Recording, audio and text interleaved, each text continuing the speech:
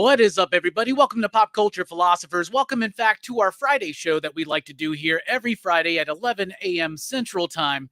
It's the Rockin Robbie Show, and this is the show we've been waiting for because James Gunn has made his first announcements about what's to come for the DC universe in film. And so, of course, we got Rex with us. What's up, my man? What's up? What's up, brother? And welcome to GT Key Comic and then Perry Gaming and Scarpad's Domain. Hey guys, thanks for joining us on this fine Friday. It's so cold down here. I don't know. We caught some of the remnants of that thing that was moving through the south. It's like yesterday was in the mid 40s. Today it's 27. Tomorrow's going to be in the 20s, and then boom, next week, like Wednesday or Thursday here, it's going to be close to 60. Yeah, it's crazy.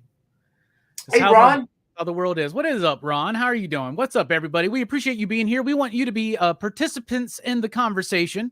If you're joining us live in particular, and if you're watching on the replay, just let us know in the comments what you think about it. So we got the announcement. James Gunn said, you're going to hear it by the end of January. We're on Monday night. We were talking about. There was an announcement? I thought it was a slow news week. I thought you and I were going to talk about our plans for Valentine's Day and maybe about Super Bowl. We were talking before we went live. We were talking about how this was the easiest show because we were like, of course. This was a no-brainer. We knew what we were going to talk about last week, okay, today. All right? I mean, come on. We knew this was coming, so. Yeah, we were heavily anticipating this. So, Rex, just overall, were you excited? What'd you think about the reveal? Well, I'm gonna jump in. I'm gonna agree with Scarpad's comment. I'm not really sure about some of these things. As I said, I was kind of, obviously they're gonna do something with Wonder Woman, but it may not be Gal Gadot, and I'm disappointed in that. I really enjoyed that. I enjoyed the Momoa Aquaman film, so a little shocked that Lobo wasn't announced in the mixture. So it makes you kind of wonder what Momoa was so excited about in his tweet. But I agree with what Scarpad's saying is that, not sure about everything, but heck, at least they're moving in a direction. There's a plan. There's a map, whereas, and I agree with his other statement before, it really was. They were just throwing crap against the wall and see what would stick. And it seemed like with every release of every movie or whatever, they were moving in a different direction. And then you had, CW doing their thing. Yeah. Right. Which, seemed to be totally independent, and there was no real effort to try to bring that all in. So in the sense that, I would say there may be some things I don't necessarily, I'm not really excited about, like, looks like Peacemaker is not going to be coming up this year, which I really enjoyed. But again, I have enough faith in James Gunn and the fact that, hey, at least there seems like there's a plan. You know what I mean? Yeah. So in that sense, I'm still excited by the announcements, although some of them are, I don't know how that's going to work, but I look at it this way: it can't be worse than what we've had already. Can't be worse. My initial reaction was, first of all, I was expecting, like, here's a Superman movie, here's a Batman movie, here's a Green Lantern movie, here's a Wonder Woman movie, here's this thing, right?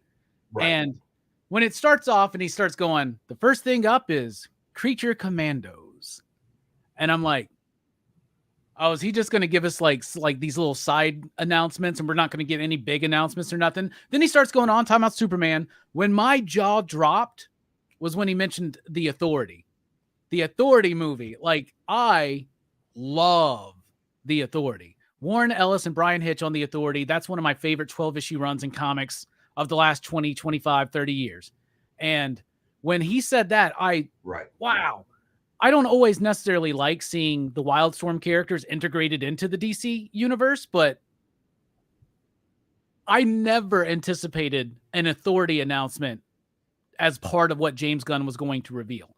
But there are some things where I'm like, okay, that's interesting. That's kind of curious. Booster Gold as a TV series. It seems like it's a lot of different stuff, right? Kind of thrown out, which I think is actually maybe a good thing because you can see all these projects having different tones and moods and different genres that they're playing with. So in hindsight, I'm like, I kind of like this announcement. And I also was very surprised at the announcement of Damian Wayne being Robin and being introduced in Brave and the Bold. And then there are certain things that I got very excited about that I called, like the idea that Batman's going to show up, not in a Batman film, but I said like World's Finest or something, or maybe Brave and the Bold.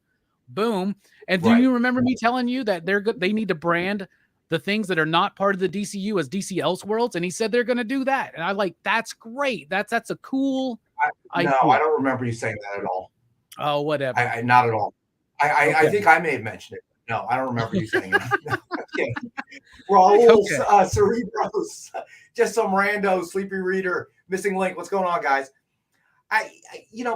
He did what we expected. Okay, we may not have known what it was that he was, which particular titles or he was going to chase after characters and so on and so forth. But he did what we expected him to do, right? That he was going to take second tier or lower tier characters and push them up to the forefront. That's why we thought Lobo was a no-brainer, and then Momoa tweets what he tweeted, and we were all excited. But Booster Gold, things of this nature, he's doing that. He's doing that Guardians of the Galaxy thing, which we predicted. So, is it going to work? Is it not going to work? I don't know. But I do appreciate, it was a no-brainer. We knew that Batman and Joker were going to exist in that Elseworlds. Okay. This is still a business. It is still about money. So, and it was workable because it's just, since it lies totally outside of the universe anyway, as a standalone independent film, and it was successful, who wouldn't keep tapping that ATM, right? They're going to keep tapping that, right? For sure. So that's good. Missing link. I would tend to agree with you there. I think Booster Gold is going to be that kind of sleeper, that Guardians of the Galaxy kind of thing, with what James Gunn does. And I think the character Booster Gold lends itself very well to what he does. All right. Well, Chris Burton does not agree. All right. I believe Supergirl has that potential as well. But I think what's interesting is there's some of the other things that aren't actually related to the information about the first year or, the beginning of the structure. Was he said some very honest things. Okay. When he talked about, obviously, Henry Cavill, that makes a little bit more sense. I mean, he straight out said it. He said they jerked him around. The executives that, at the company jerked him around. And I would believe that. I believe that maybe Henry Cavill didn't have a contract to return as Superman, but I think that enough people convinced him. And I got to be honest, how much is The Rock responsible for that? The Rock is someone who sells. He's a seller. He's loud. He's enthusiastic. That tends to be his nature that we've seen. So I could see him talking to Henry. I don't worry, man. I got this under control, Henry. You're going to be Superman. I'm taking my vision up to the top. And we see how all that worked out. He pissed off a lot of people, and he's not Black Adam anymore. So that didn't work out so good. But I could see that because, Cavill walked away from The Witcher, which I really enjoyed it. Okay. I don't know how Hemsworth is going to work at that. I was a little disappointed. But why would he leave that if he didn't truly believe he was going to reprise the role of Superman? Yeah. And then you got Gunn saying there was never any plan. So why would Gunn say that? Because if there was a plan to use him again before him and Safran came on board, he could just say that. Well, yeah, they had that plan, but now that Peter Safran and I are steering the boat, we have our own vision. So unfortunately, Henry Cavill is a part of it. Why would he say that? Unless it was true, in my opinion. And I think it was true. And I see it from Cavill's standpoint. You don't Raul, I don't blame The Rock for trying, but what I blame The Rock for was he pushed his own vision. And we all know, really, Black Adam was a character that came out of the Shazam universe, but he didn't like Shazam. He thought it was too goofy, too campy, whatever. He wanted a serious Black Adam, and he wanted the ultimate battle to be against Superman. But now you're moving away from the canon and pushing your own vision. And then beyond the fact that Raul, I got to be honest with you, you step on the heads of all these execs to get to Zaslav, okay? You're going to piss off a lot of people. And in corporate America, that's usually not, I don't care that you're The Rock. I grant you're The Rock. But clearly they didn't give you, or Zaslav didn't buy into it, because otherwise, why would you hire Gunn and Safran? So clearly he had a different vision in mind when he was doing that. And whatever he told The Rock to make him happy, he told The Rock. Yeah. But I agree with what Gunn's saying. They really screwed around Cavill, because I have a cameo at the end of Black Adam. I'm definitely going to be Superman. I'm walking away from Witcher. Yeah. And here you are. Okay. So really, I feel, am I disappointed he's not going to be Superman? Clearly not as disappointed as some of the fans out there. But I do feel for Cavill as a human being and as an actor. He had a good thing going with The Witcher, man. And you walked away from that with the hopes of becoming Superman, and then they're like, oh yeah, no. Yeah, that's pretty messed up. And hopefully he can have success. Hopefully he can have success with the Warhammer stuff that he's going to be working on, because that's a big passion for him. Look, I'm pretty sure the guy won't be broke or nothing. But, I'm sure he's going to be just fine. But he's fine. But you know what I'm saying, right? And then that Gunn said something else that I thought was telling. Again, he went out and he said that what we all said, which what I forget who said earlier. Yeah, he just said it. He said, look, it's been a hot mess. No direction and throwing crap against the wall to see if it would stick. Missing link, I agree with that, but that's The Rock. Yeah. If you look at every role that The Rock has played, it's The Rock playing the role. It's him. We actually talked a little bit about this with Alec on Wednesday. Out of Batista and The Rock, I'm going to be honest, Batista is a better actor looking to hone his acting skills. He's looking for those unusual roles. He's trying to get away from Drax. He's trying to develop his bona fides as an actor. I don't see The Rock that way. All right. I love him. I love his stuff. I watch his movies. I really kind of enjoyed Black Adam. I think the screenplay was messed up, and I think the storytelling was kind of messed up, and you and I have talked about that. But I like The Rock. Rock plays this. Rock plays that. Okay. I'm one of the few people, I enjoy Jungle Cruise, believe it or not. But it's always The Rock playing The Rock. And that's who he is. And that's okay too, because we enjoy The Rock. But I find that Batista is really trying to become an actor, if you will. And I appreciate that. I do too. So what do you expect? The Rock is The Rock. So what I want to know now, all right, so you were touching on the Henry Cavill stuff. Now, the way that James Gunn phrased everything, and obviously he's still, part of his job right now is still to sell the 4 movies that are coming before his stuff starts, right? Right. So a lot of this may just be him selling these movies as being like, you still want to watch these movies. But he said, we got Shazam. That's going to lead into Flash. Flash reboots everything, confirming what we've been talking about, that the Flash, part of what's going to happen in that movie is it resets the DC universe, meaning that everything that came before, and DC has done this. This is what DC does with like the crisis events and stuff, right? Every reboot is still part of the continuity of the story. So It all goes to Flash. Flash reboots everything, and then he goes, then we got Blue Beetle, a new character, and then we got Aquaman 2, which leads directly into Superman Legacy. Now that could mean we got Aquaman 2, and then the next one will be Superman Legacy. Or he's saying that Aquaman, because the way he's phrasing this, Aquaman takes place in the new DCU, which I think means that Jason Momoa is still Aquaman. Right? So then is Gal Gadot, who's nothing's officially been said about her being out as Wonder Woman. That's true. Is she going to still be Wonder Woman at some point? So we got a new Batman and a new Superman, but are we going to have the same Aquaman and the same Wonder Woman? Do we understand? Like, is it going to be a different interpretation? Have they already been doing that with Aquaman 2? Is that why it was delayed? Was to like make certain changes, recast certain things? I have no idea. But do you think that's going to piss people off if Jason Momoa and Gal Gadot are still there, but Henry Cavill's not Superman? I got to tell you, to a certain extent, and this is why I think James Gunn and Safran's job is much more difficult than Kevin Feige's was.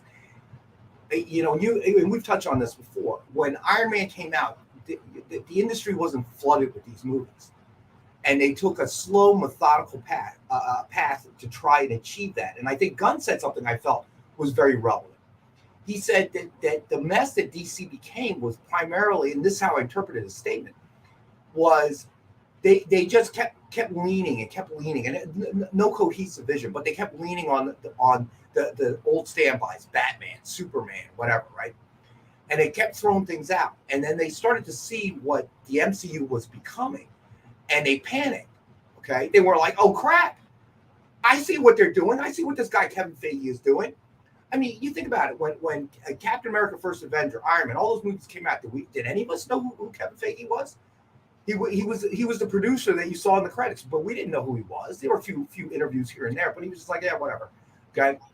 And finally, along with everybody out there, they're like, oh my God, I see what they're trying to do. Oh crap. And then DC realized, oh my gosh, we are so behind in this game.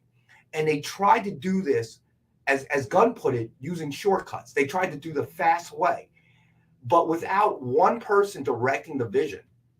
Because I can imagine Kevin Feige sitting there trying to sell the Iron Man idea, and you got executives going, "Who the hell's Iron Man? What are you talking about?"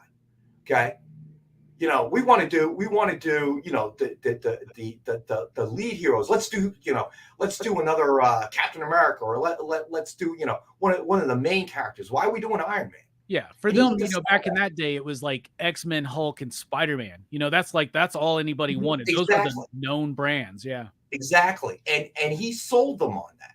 So then I can imagine the very much the same thing happening at DC. But the problem was DC, you kept changing who was steering the ship, and that became their biggest problem. So yeah, okay, you sold me on the idea. Boo, boo, boo, boo, boo, boo. Executives would change. New guy comes in, or new executive comes in, says, yeah, I'm not seeing it. Boom, hard U-turn again. Mm-hmm. And you know, that really is what's been going on, right? So that, I think, is really the problem that DC's had, and they've been now kind of mired in this for years upon years upon years, and they've created their own nightmare. So I was just telling you before we went on air, I was just flipping around Facebook, and little did I know there is actual Facebook group with over 100,000 members. They are the DCEU Snyderverse. So there's a Facebook group of these guys, okay? And that is DC's own mistake. You had Snyder. Then you had a falling out. So you bring Josh Whedon in, who screwed it all up, and then you brought Snyder back. So now, is anybody surprised that you have a Snyderverse contingent that's pushing back against this? You know, you know, I look at this, whether I agree with the Snyderverse people or I don't, doesn't really matter. I look at it for what it is. Yeah. If DC's unhappy, it's because you created this big garbage mess, okay, of different universes, no vision, no cohesiveness, and at least you have enough foresight to see we got to bring somebody in that's going to control this, give us one direction, one vision.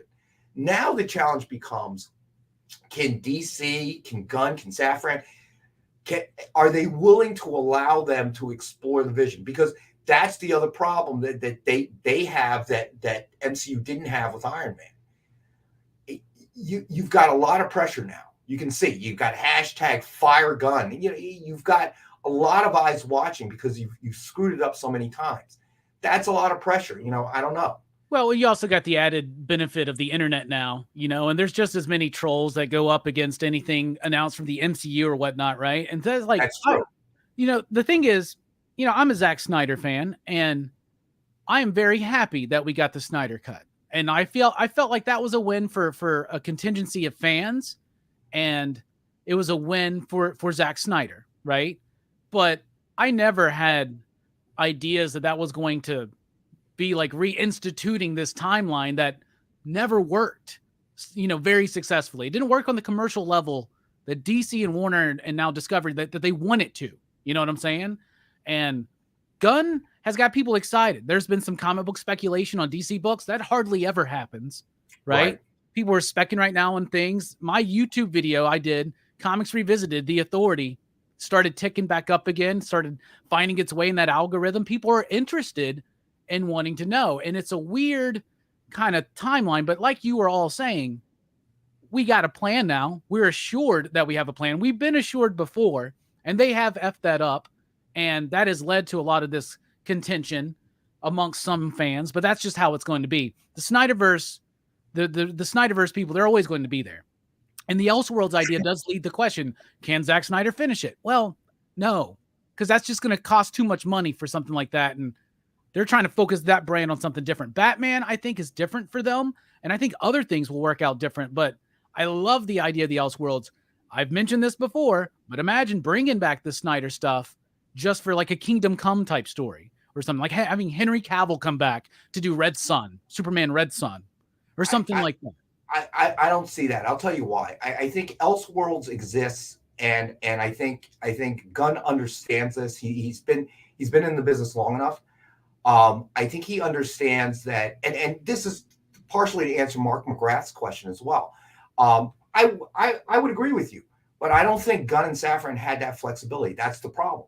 So I believe that if, let's say, Batman and Joker, you know, the Elseworld version of it with Robert Pattinson and Joaquin Phoenix, I think if those were they were mediocre box office results, this Gunn would have booted that. Okay. But because they were successful, he can't fight against that, because you do have, to a certain degree, you do have the executives saying, hey, no, you can't. We made so much money off these two movies. We got to do it again, bro. You can't boot that. All right. I think the same thing happened with The Flash. Okay. In the sense that there's just, I don't know. I think it was meant to reboot everything, even before, obviously, Gunn and Safran. But I think, number one, it's just this albatross that it's almost like eating something you don't like eating. Let's just muscle it through. So much has been, so much attention, whether, obviously the Ezra Miller thing has brought a lot of attention to it. But I think Gunn and Safran came in and said, hey, you know what? This, we'll reshoot some things, whatever. We'll edit it a little differently. But I think that this is a good launching point for us. Let's bring it to a close. Aquaman in the can. I don't know if they're just looking at money and from that perspective, if you will. But I think that's kind of how it goes. And that's why it still exists. But I think Elseworlds is that same situation. I think he just doesn't have any choice. So he's just going to kind of ignore it, and maybe down the line he'll try to rope it all in if it makes sense. Yeah, and but the other thing I don't think he really wants it. The Peacemaker world seems to still be in effect too, because Waller, which is the TV show that they have announced with Viola Davis, is like set in between Peacemaker 1 and 2, he says, right? And he has admitted that it is kind of like, it's not like a hard reboot. It's not like starting completely over. He says that some of the actors will be retained, but they're playing the same characters, but in a different unit, like in a reboot. I don't know what, I mean, those of us that read DC Comics are very familiar with what this means, but right. It's going to be interesting to see the response. And like people have been saying in the chat, whoever gets cast as Superman, whoever gets cast as Batman, they're going to have a lot of heat already. They're going to be on the hot seat from the get-go, right? Because there's a big fandom for Henry Cavill, and there's a big fandom for Ben Affleck as Batman too. But there are rumors swirling around that Ben Affleck is possibly wanting to polish off that Batman script that he did with Deathstroke back in the day and repurpose that for Brave and the Bold and introduce Damian and direct that film, not star in it, but direct that film. I think that could be really cool, actually. I don't know. I was never a fan of the Ben Affleck Batman. But just directing it though, Rex, and like Warner Brothers has a good relationship with him as a director. He won him an Oscar, and Argo is a great. He had a lot of influence over the movies, obviously, and that didn't turn out so good. I don't think he has the vision for this particular genre, if you will. Yeah, it's not him. Whatever you want to call it. Every time he's delved into it, it has not gone well. Daredevil, how'd that go? Right? He needs to move away from this. Is not his thing. This is not at least I'll say the director's cut of Daredevil slightly better. Just slightly. All right. Do you mind if we let's run through them and get your brief impressions on each project that was announced? Sure. First up, Creature Commandos animated series. Obviously, Frankenstein's monster. There's the Gill Man. It's an animated thing, and it's the first thing that we're going to see. What do you think about that? Creature Commandos. Well, that, and I'm going to jump ahead a little bit. Swamp Thing. I like the hard tilt. Okay, in a sense, I think that that's something that has not been explored in the universe, and it's always been focused on the core characters over and over and over again, no matter how pathetic it is. And so I think this is an interesting tilt. This is in line with what we expect from James Gunn. So I'm kind of excited about that. Mark McGrath, I love Peacemaker too, as well. And I'm a little disappointed that there isn't going to be another season, that we got to have Waller, and then maybe Peacemaker, second season will happen after that. I don't know, but go ahead. Yeah, they're doing a second season of Peacemaker for sure. Like, so, but I do like this horror tilt. I think that's a good move. Yeah, I like the horror tilt, and Gunn is the writer on it, apparently. So I'm cool with that. And I think that that's something that will be fun for fans of like creature feature type stuff. So I think that's cool. And then, of course, the next announcement is Waller, which is a Peacemaker spinoff. Viola Davis. It is in between Peacemaker and Peacemaker 2. He says that since he's working on Superman, Peacemaker season 2 is kind of back down, but this is where some of those ideas are going into. I really like Viola Davis as the character Waller. I like Waller. I like Waller being used as a very important behind the scenes figure in the DC universe. And I think that she's never really got that proper shot. This is something obviously going to be focused in on her. So I'm pumped for that one. What about you? I think it depends on how it comes out. Okay. So I love the Coulson character. Okay. The non-superpowered, non-superhero character in the movies, whatever. But you have to be careful, because to me, these types of characters like Waller and Viola Davis, I think she's a tremendous, tremendous talent and actress. But the problem with these normal people in the superhero universe is you got to be very careful. So if Waller comes out and it's really just kind of Peacemaker, Bridge, you get a lot of the superhero action, that's the kind of thing she's dealing with, I think it could be successful.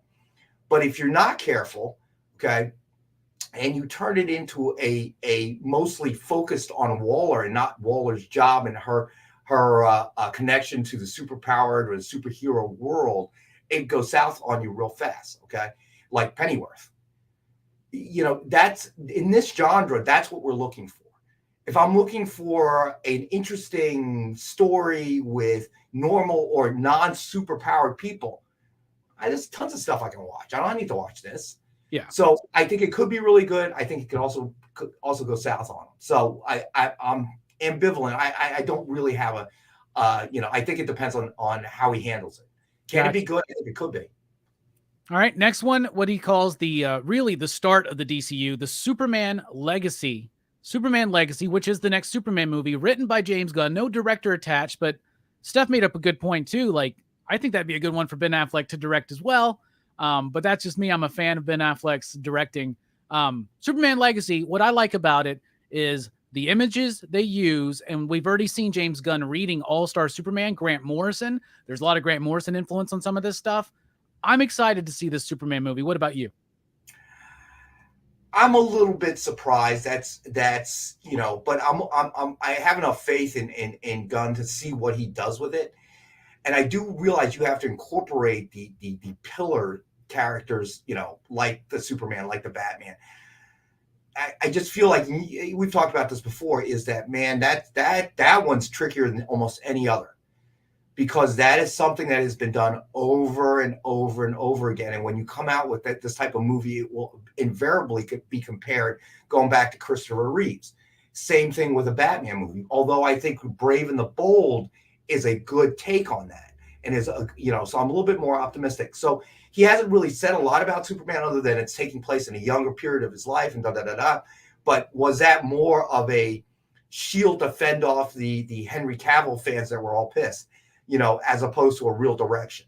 Brave and the Bold, at least we know that there's more of a direction. But again, it was surprising, but missing link, I hope not. I really hope not. We've seen the Superman origin story over and over and over and over again, and it really is not going to help to tell it. So I am interested, and missing link. I have enough faith in James Gunn to wait and see before I say anything. But I want to say it was kind of surprised. I didn't think he'd do it in the first year. I'm not saying he's never going to do it, but I found it surprising he was going to use that as a launching point. Yeah. Then next up, we have Lanterns, which is a HBO Max live action series. They say they want it to be kind of like True Detective, but with, Hal Jordan and Jon Stewart uncovering some mystery that is going to develop into the further story pushing everything forward. I like the news of the True Detective comparison. I like the news of a series to slowly develop this, and I think that's a good way to develop both of these important characters and not just have to choose one to focus on for a feature. What do you think about Lanterns?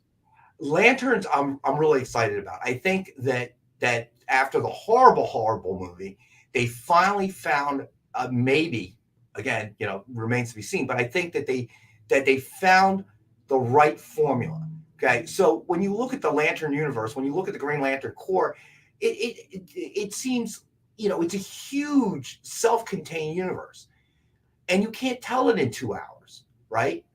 All right, and the Ryan Reynolds movie, as we know, Ryan Reynolds is a tremendous actor. I enjoy all of his stuff except for Green Lantern. Okay, I am very happy that he managed to meet his wife and marry her and have a whole mess of kids. So for Ryan Reynolds, that movie was very, very, very important. For the rest of it, come on, let's call it what it is. It sucked. It really sucked.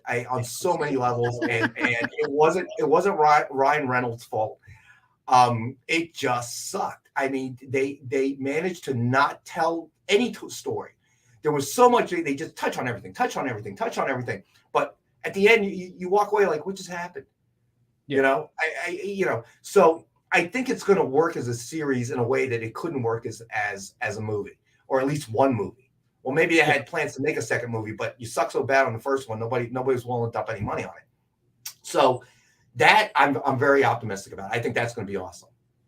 Yeah, I'm pumped for that too. Especially if they get that True Detective idea of what that means to me for tone and atmosphere. I think that could be really cool. And they say it's terrestrial based, but I think it's a good way to slowly, like, what if they're uncovering? I think all of us are leading. I think it's all leading back up to Darkseid. So maybe they're uncovering slowly things about like Darkseid or even maybe the other Lantern cores or something like that. The Authority. I already rambled about how much I love the Authority. Very surprised by this announcement, but very excited to see what they do with it. Got any thoughts on the Authority, Rex? I think that's going to be interesting. He's taking kind of a dark tint. Maybe it'll satisfy some Snyderverse fans. Who knows?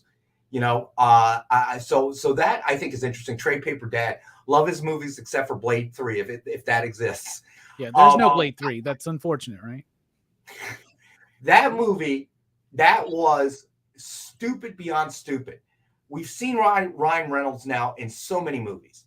The last thing you do is cast him as a character who has no mouth and can't speak and has no dialogue. Come on. Yeah. It's Ryan Reynolds jabbering that makes him, entertaining, a good character to watch no matter what role he's playing. Like, what was it? The Hitman's wife's bodyguard. Oh man, that was hilarious, that movie. I loved it. 1 and 2. It was just a good, as John puts it, good popcorn movie, man. So I never saw those ones. I'll have to check them out because I've heard they were pretty fun. Yeah, they're fun. Not too deep, not too intellectual. It's good popcorn fare, but it's fun. Yeah. It's all fun. right. So the Authority, definitely a darker take on superheroes, and seeing how that's going to lead into conflict with Superman, I think, is going to be really interesting. Paradise Lost, HBO Max live action series compared to Game of Thrones, telling the story of the Amazons before the birth of Wonder Woman. I think that's a cool idea to develop that backstory. Cool yeah, I think it's a cool idea. I think we'll see where that leads. But again, Bueller, what's up, man? I think that again, I'm disappointed. All right, I'm actually one of the few people that enjoyed Wonder Woman 1984. Okay. But again, I openly admit that the story didn't link to one. It didn't go anywhere. It's just like, what are you doing? And it was almost like the TV series years ago with Linda Carter. They're in World War II, and then all of a sudden they're in modern day. Wait, what happened? Okay, so, but I'm excited. I think it'll make a good series, especially as they've made that comparison to Game of Thrones. So it gives you some time to really flesh out the characters and the world that they live in. So I think I'm excited about that. Yeah, I am too. Next up, The Brave and the Bold, introducing Damian Wayne, which the most curious thing to me is that they go right to Damian Wayne being Robin. I think they're wanting to reflect a lot of current DC state, right? Like they want they want Dick Grayson to be Nightwing. They want Nightwing as a brand. They want to use him. So like, yes, let's have Nightwing already have happened. Let's have Red Hood existing out there. They mentioned that this is going to introduce the Bat family. We got Damian. I want to know, how old is Damian? That means, how old is Batman compared to this Superman? If they're casting Superman younger than Henry Cavill, I'm assuming like mid to late 20s. How old is Batman if he's got a 10-year-old son, 15? You think they're going to have a 10-year-old Robin assassin kid, or you think they're going to age him up? What do you think about Brave and the Bold? All right, this one I think and this is why when I heard the news, I was more excited about Brave and the Bold than I was about Superman Legacy, because I think that this is a good way of doing it, because what you're doing is you're moving everybody into a kind of current state of the story, right? And you're going to be able to tell an origin story without it being Bruce Wayne, his parents in front of a theater, getting shot by and the various, different takes on that through every single Batman movie. Now you're able to tell an origin story, but one that nobody's ever heard yet. Okay. Comic book readers, yes, but we've talked about this before too. In order for these movies to be successful, you have to reach beyond the comic book fans. All right. You have to reach people who don't necessarily read comic books, but even those that don't read comic books, tell me one of them that enjoys superhero movies that doesn't know the origin story of Batman. They've been telling it since the original Batman, Batman movie. So it's just, he found a way to be able to tell that origin story, but not the same one. So I think that was a good move. So I think this is going to be good. Yeah, I'm really pumped to see what they develop here and how much of the Bat family we're actually going to get to see. Booster Gold, HBO Max live-action TV series about Booster Gold, the lovable loser from the future, comes back to the present day to become a superhero. I think that Booster Gold with a James Gunn touch is perfect. I think it's perfect. I think of Peacemaker, maybe with a softer edge. I saw somebody say that in the chat earlier. But I think James Gunn's sensibility on not necessarily directing, but helping influence a Booster Gold series, I think that's right up his alley. What about you? I would agree. I think I see this as being kind of like Peacemaker. It will include that humor. Okay. So obviously the Peacemaker character he's a bad guy trying to be a good guy. Okay. But Booster Gold, I think whatever somebody said earlier is, just a softer edge, but I think it allows the comedy. And for me, that's exactly the kind of thing that Gunn is so good at, what he did with Guardians of the Galaxy. So I think that this is going to be very interesting. Yeah, I'm really actually kind of pumped. And I also like the idea that this means that we're introducing time travel, right? And if we're building up to some crazy like hyper time, dark side, anti-life equation, final crisis type situation, which I think we are possibly. I think there's a lot of Morrison influence. The introduction of the Authority with Superman as a bit of conflict from the recent Superman, the Authority. But I also think a lot of that, Morrison pulled a lot of that from the Joe Kelly Action Comics 775, where Superman versus the Elite, which is one of the greatest single issue Superman stories out there. I think that it's interesting because it will work with the humor, but it's also an interesting way to kind of start playing with what time travel means for the DC universe and shedding lights on certain things. So I think that's cool. I agree. Ron, you did, buddy. This is just for dress. Okay. So don't worry, my friend. I know our warehouse was a little bit behind this week, so this was still out here. They hadn't picked it yet. So I just left it up here so there's like a little decoration. Otherwise it looks kind of bare. So next, no worries, Ron. It's yours, buddy. Next up, they're doing a movie based on the Tom King, Bilquis Evely graphic novel comic book series, Supergirl, Woman of Tomorrow, which is basically True Grit in space with Supergirl. I had my issues with the book, but it was mostly on the execution of the script because I just thought it was a little overly verbose, but I do like the story. I like the take. And it's not the first time that creators have illuminated the idea that Supergirl was like a teenager when Krypton died. She has more of the pain and loss of that tragedy than Kal-El does, right? Kara does. And that book leans heavy into that, and that's what they want to do. It presents Supergirl with a little bit more of a harder edge because of that, which they've been trying to introduce since the New 52 anyway. So I think it's a cool story to focus on for a Supergirl book. I mean, for a Supergirl movie. And I'm excited that Supergirl is a part of these initial plans. What about you? This one I think is going to be good. I'll tell you why. Because he's finally making a hard shift away from the Supergirl we've seen in TV, movies, whatever. Okay, always the I don't know how else to put it. Because the Superman character already covers this: the goody two shoes, the little sister, the naive. So based on her history, if you look at it logically, it shouldn't be that way, right? All right. So Kal-El Clark was found as a baby, raised by two wonderful, Midwestern, a Midwestern married couple who didn't have children of their own and loved him. And yeah, sure, my gosh, high school is so hard, and I have superpowers, and I got to hide them. And like, I'm thinking to myself, this is trauma. Okay, come on. You're going to walk with confidence knowing, even though you can't reveal your superpowers, boy, I can send you through that wall, into the next wall, into the next town, onto the next planet with one punch, bro. So who you messing with, right? But the Kara character, as you say, saw Krypton being destroyed, saw all these people die, and then ends up with all that trauma. Is it going to make her a goody two-shoes? I don't think so. No. That's not the way the universe works, right? So I think this is going to be good because it's going to follow along with what her experience should be.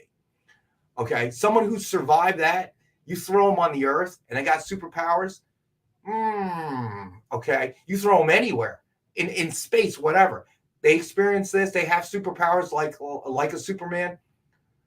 I think they're going to be a little edgier. I think in that instance, you've got a character who's going to. I don't know. Obviously, I don't know how the screenplay is going to go out, but you put that same character in the same position as Superman, and you got to hide your abilities. Why? Why? I'm indestructible. I don't have to hide nothing. Okay, so I'm looking forward to that because I think that's gonna be an interesting twist. Yeah, Steph says Glenn Powell from Top Gun Maverick as Booster. Is that the guy who plays like the douchey, wannabe leader of the group? Is that who we're talking about there? Because if that's who we're talking about, that would be perfect, I think. Top Gun Maverick is a good movie, which I never thought I would like that. But anyway, next up, we've got the last one was the Swamp Thing. Swamp Thing movie, dark horror. I'm down for that. I would love to see a Swamp Thing movie. I would love to see somebody like maybe, I don't know, James Wan get a chance. He was trying to develop that show that got canceled super quick. It'd be cool to see him kind of get another shot. But then James Mangold has started sharing Swamp Thing pictures on his social media. So that's kind of interesting. The guy who's doing the new indie movie, the guy who did Logan, he's done a lot of great movies, actually. I love Swamp Thing, and I would love a really dark, horrific feature film version. I like Wes Craven, but that initial Swamp Thing movie is not my favorite. So I'm really, really pumped to see Swamp Thing. I will say that I think Swamp Thing is a good move. I think that number one, there is a big enough fan base, but I think the magic to Swamp Thing is, so you're going to get the comic book fans to watch. All right, they already know the character, they already know the history. But then you're going to reach out to this entire horror fan community that may not be into the the DCU or the MCU, just kind of on the edges of watching a movie here and there, but they're not really into it. So now you have an ability to draw them in as well. And horror is something that certainly, I don't know, the MCU has only recently tried to step into, but the DCU has never. Okay, they've always made movies and portrayed the characters in that same kind of way. And now they're going to move. And for years, there's always a contingent that says, Swamp Thing. Now you're going to do it, and you're going to move into the horror genre, and you're going to be able to grab those people.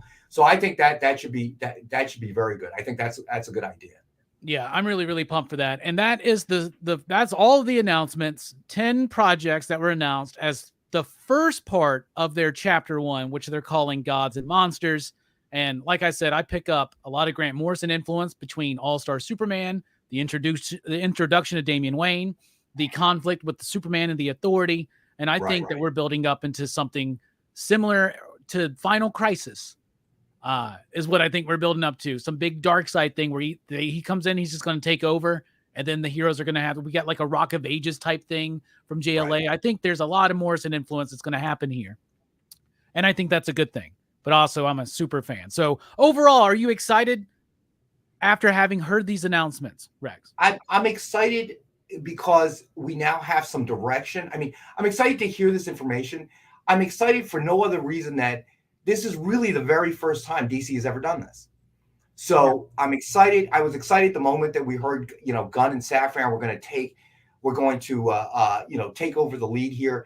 So this is what we've been waiting for. This is what we expected. And already they've made changes by laying this plan out, because DC has never really laid a plan out, or they did, and then they would change it. When you make a bad movie and then decide to make the same movie again, or you have the Whedon version and the Schneider version, it just seems like mass confusion. Yeah. A bunch of people, just kind of stumbling around in the dark. So I'm excited for no other reason. It doesn't matter. It wouldn't have mattered what they said. I'm excited because now it feels like there is an actual direction there. Yeah. Very excited for that. And Ron, no, I have never seen Purgatory starring evil or Eric Roberts as an exceptionally evil outlaw, but I need to add that to my list because I like Western supernatural horror movies and I like Eric Roberts. So that's really cool.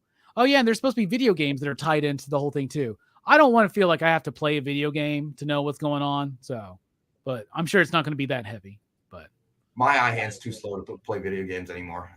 Back when I had my Nintendo, that was enough. Now they got little switchies. There's so many knobs and buttons on the joystick. Are you kidding me? I know. Once they added the L and R to Super Nintendo, I was like, okay. Oh, dude! They add any more buttons to this? Like, there's nothing more humiliating than getting your butt kicked by a 6-year-old. It's not worth it. Yeah, that's why I'm always like, hold on a second, I got to set the button configuration first because I never like using these things up there. Like, anyway, thank you, great show, everybody. Let us know your comments and in the chat and on the replay or whatever. Rex, what's coming up for you guys? All right, so tonight we've got Nick on the Experience at 7 p.m. Eastern time. It's going to be a great show.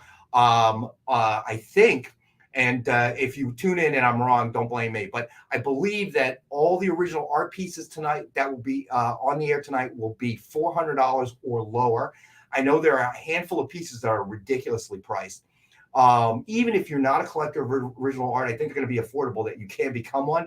So tune in 7 p.m. On the Experience. There's going to be a ton of original art and all very reasonably priced. So it's going to be, as always, a great show. And even if you don't buy anything, it's a great show to watch just to see where all of this comes from. I love seeing the pieces of original art that we have on the air. So you and I will be back Monday. And then, I know I've announced this before, but unfortunately, Ken Hazer, unfortunately, he and his wife got sick. But they will be on Wednesday the 8th. So Ken Hazer will be on. He'll probably be doing some live sketch covers for us, so on and so forth, Q&A period. I'm always in awe when I watch the man work. It's just amazing. Nice. Very excited. Everybody check out those shows. The link to that channel, The Experience, is in the description below. Be sure to sub up so you don't miss any of our fun shows that we do over there. For me, the live streams continue tomorrow night over at Dylan's Horror Show, where we're talking about Smile, which was one of the more popular horror films of last year. So this will be my first time watching and first time talking. There'll be Rockin Robbie Live on Sunday night. And then Monday night, for PCP Movie Night, we're talking about one of my favorite Coen Brothers films, Inside Llewyn Davis, starring Oscar Isaac. Great film. If you've never seen it, watch it. Join us for that conversation. Rex, thank you for joining me for this conversation. We'll see you on Monday. We'll see you guys very soon.